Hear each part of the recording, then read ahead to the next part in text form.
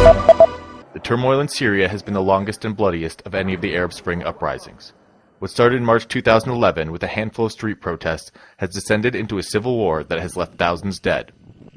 The first spark of rebellion came in the town of Dara, when a handful of young Syrians were arrested for writing graffiti calling for the fall of President Bashar al-Assad's regime. Just a month later, protests spread across the country, and the Syrian army cracked down in response, posting snipers and shelling neighborhoods.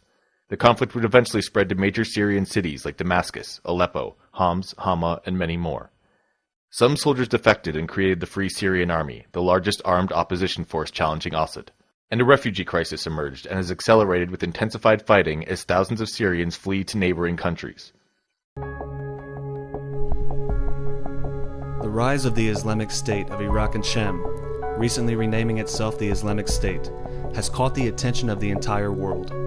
Their rapid advancement through Syria and Iraq caught the two countries by surprise, and over the past 2 years has thrown the region into chaos. More than 3 million people have fled abroad to escape the fighting in Syria.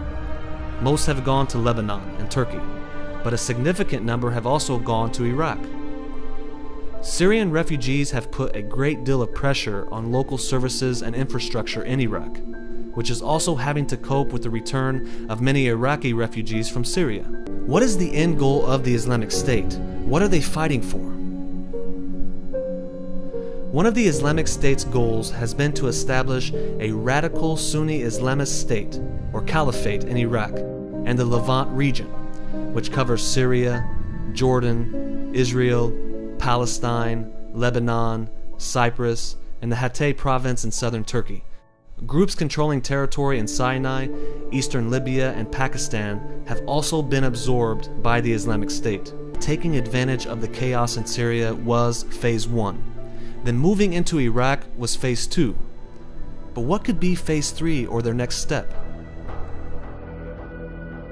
That what we have been seeing over these last few years is the Sufyanic movement, and he foretold their phases. 1. Syria, 2. Iraq, 3. Lebanon, then 4. Jordan. Why list them in this order? We suppose that question is irrelevant at this point, because the first 3 have already come to pass. So if the Islamic State are successful in their goal, what can we expect from the Islamic State in 2015? Could the Islamic State gain a foothold in Lebanon, and then set their eyes on what could perhaps be phase 4, Jordan, and the Sufyanic movement's march to the Sufyan?